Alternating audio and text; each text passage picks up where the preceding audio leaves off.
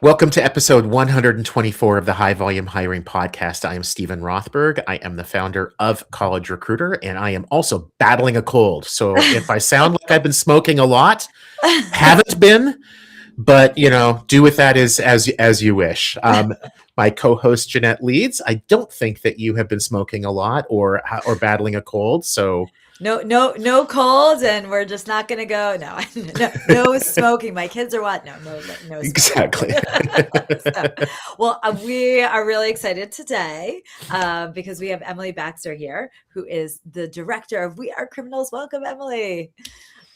Thank you so much. Awesome. So for those that don't know, let me just give a quick background on Emily, and then we'll turn it over to you. So Emily is an attorney, an advocate, and a photographer. And she began developing We Are All Criminals, which is a photo and a story-based catalyst for conversations about, ready, wait for this, race, class, privilege, and punishment back in what was 2011. And the whole goal, as I understand, it's a tool for employer engagement. So maybe tell us like a little bit more about that, what brought you to the work, just like background for our listeners on it, because I'm really excited to get into this conversation. Oh, I'm so excited to be here. Thank you so much for having me. The whole project began as a simple query. What have you had the luxury to forget? The claim was that while 1 in 4 people in the United States has a criminal record, I contend that 4 in 4 have a criminal history. Yes. In other words, we've all violated the law. Only a relatively small portion of the US population has a publicly, permanently, instantaneously record that alleges as much. And so I began collecting stories of people who have committed crimes for which they have not been caught. And together we look through the state statute, federal codes, and broader social stigma that would have prevented them from living the lives they now enjoy had they been confined and defined by that criminal record. So, confined and defined. I love it. The listeners, the viewers of our podcast are primarily talent acquisition leaders at large organizations. So let's talk about this from the perspective of those employers. If I come to an employer like that as a potential hire and I have a criminal, I've committed a crime and been convicted, what's the impact of that? So the impact upon the person themselves, the person who carries that record, it cannot be overstated. It can radically change the way one is able to move in the world. There are hundreds of thousands of collateral sanctions. Those are laws penned into that are actually penned into statute and code that prohibit somebody with particular records from working in certain places or certain fields, for example, living in certain places, and generally living life, right? It goes far beyond just employment or housing. It stretches into school, licensure, loans, travel, the ability to vote.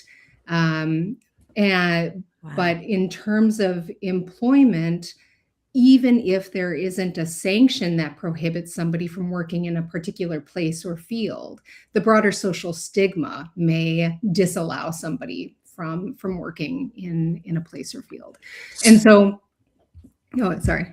I was just going to say, so although the employer legally can hire somebody, in some cases, they may choose not to because, Jeanette's got a misdemeanor, so I don't want to have her in my workplace.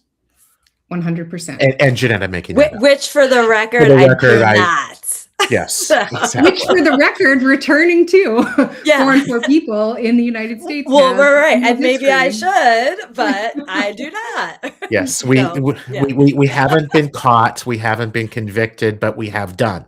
Right. Absolutely. Right. Just because you don't have a record doesn't mean you don't have a history. And just because you don't have a record doesn't mean that you haven't received a second chance or a third chance or a 16th chance. Yeah. Right. This is fair chance hiring is about extending the chances that you yourself have received to the people who are job seeking. Yeah. I mean, and this was something we were talking about, like, in the green room a bit, around, like, what does a record really mean? Which we started to, like, define that, right? What does it mean if you have, or, like, you don't have, but you really maybe should have or shouldn't have, but and then this idea of second chances. Maybe talk Mm, a little bit more around that idea of second chances and employment and what a, positive impact that can have. mm, Absolutely. I have worked with countless people over the years, job seekers. And the counseling that I often Yeah, give them is to, be realistic about where they may be able to work, about obtaining and understanding their criminal records. It's ridiculous to if you've ever pulled up a background report before.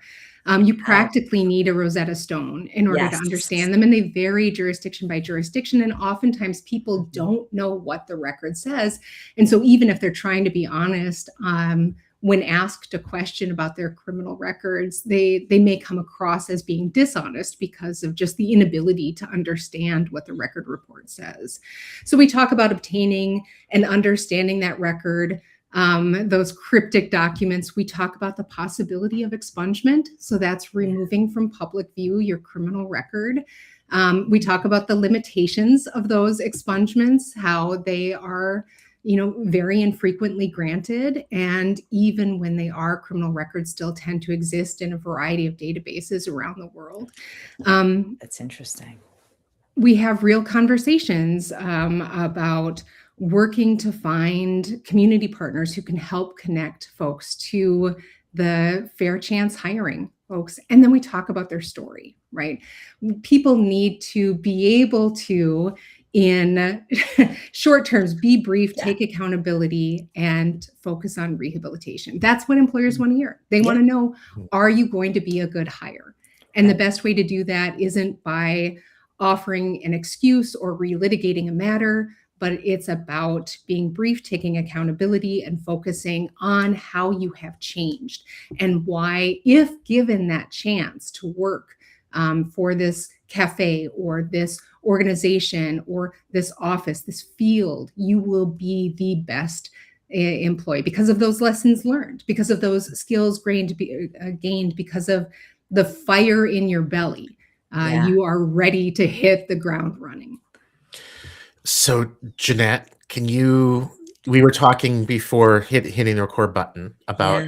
about, was it mod Yeah. pizza? So Uh, mod pizza, which I had heard about a number of years back, um, is a chain pizzeria. I think more out in like the west, part of the US, but maybe it's expanded even further. And their premise is we're just going to hire, um, for lack of better word, let's just say like criminals, right? People who have a record. With the idea is it's really hard for them to get a job, and they're going to be much more. Speaking of the like word like fire in your belly, right? Like much mm, more productive, loyal. They're going to show up to work. They're not going to ghost. I believe if I remember, like the retention Yes. levels was like so high compared to, other types of workers. And they've built their whole business model on that, which is just, it was like, it's super powerful. And I just, as we were talking, I think, Emily, you had said, what was it? The bread, Dave's Color Bread also has that, which I didn't even realize. And I just think it's a business model, of thinking differently, right? Around who you're going to hire and why. And for a number of organizations that are, at times, really wanting to fill, and not rehire over and over and over. It's interesting. Maybe Yeah. tell us a little bit more about like Yeah, your experience. absolutely. Yeah. Absolutely. Mass incarceration and mass criminalization are not only unparalleled in the world, the US mass incarceration, it's unprecedented in our own Yeah. history. So it's no surprise that that has a major impact on the labor force, right? And given the disproportionate effect of our criminal legal system on Black people, Brown people, Indigenous people, people living in poverty, the tale told on a background check works to further harm people who are already marginalized.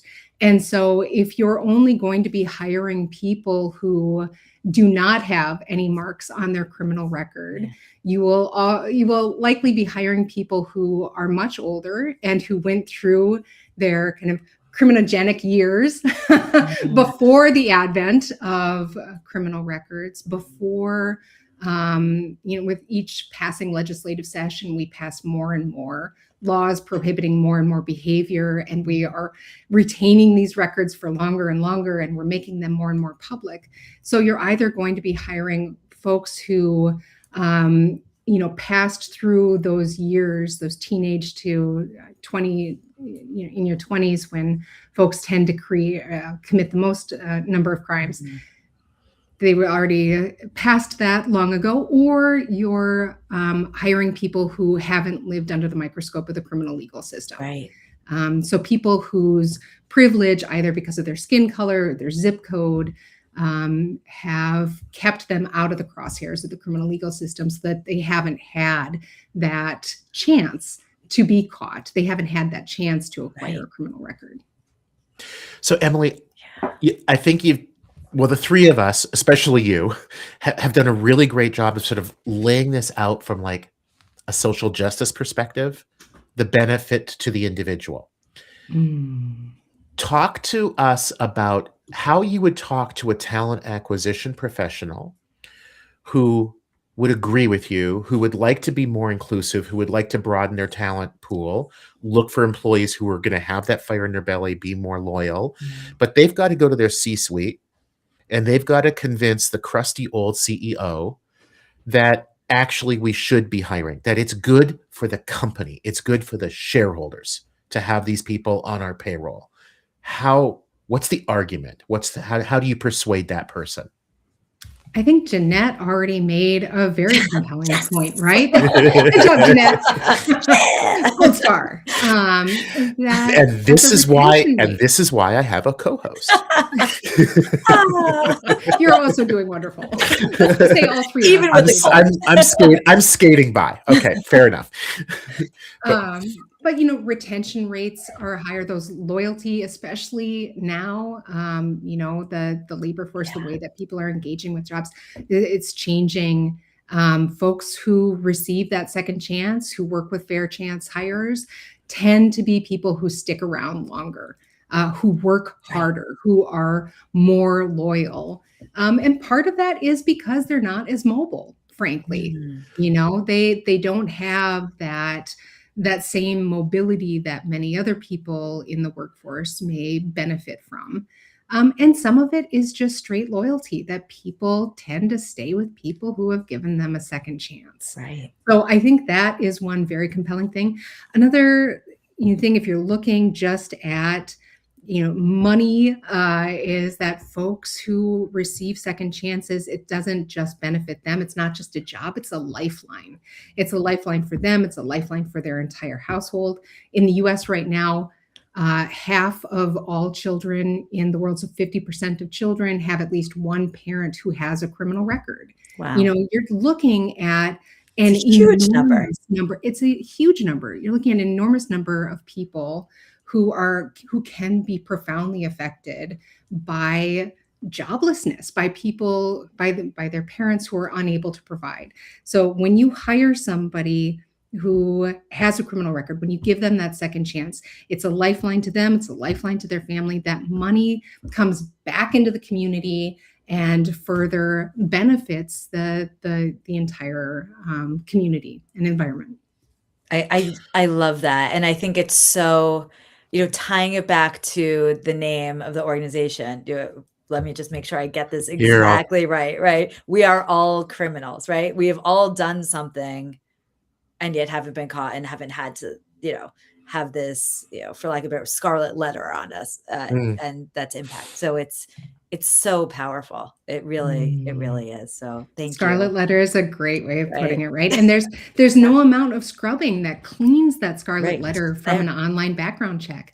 And that background check burns just as brightly the day after an interaction with the criminal legal system as it will 30 years from now. We don't have that beautiful forgetfulness or Mm, the attrition that you once were able to have, where things fall away. You're allowed to change. right. With criminal background checks, you are held back all of the time by that incident. Yeah. And there are definitely very different levels of criminality, right? I Yes. mean, a petty misdemeanor, gross misdemeanor, felony, certain Mhm. kinds of felonies. The fact that you've been convicted of a crime that has nothing to do with your potential job, Mm. to me, that's like an easy case. And we were Mm. talking before, like, a DUI conviction from 25 years ago, and you want to work as a cashier in a store. Like, what do those two things have to do with each other? Yeah. A DUI conviction 6 weeks ago, and you want to drive a taxi. Right. That I Right. can under That's, I yeah. can Those understand are that. really, yeah. Although I will say, don't sleep on transferable skills, right? If you've got, True. Well, there's that's someone that true. I read that I interviewed for the project who had committed when he was a teenager. He hacked into a database. He was not Good. I mean, caught, not good convicted. skill. He's now an IT administrator, Of course. right? Yeah. Transferable skills. So I love that.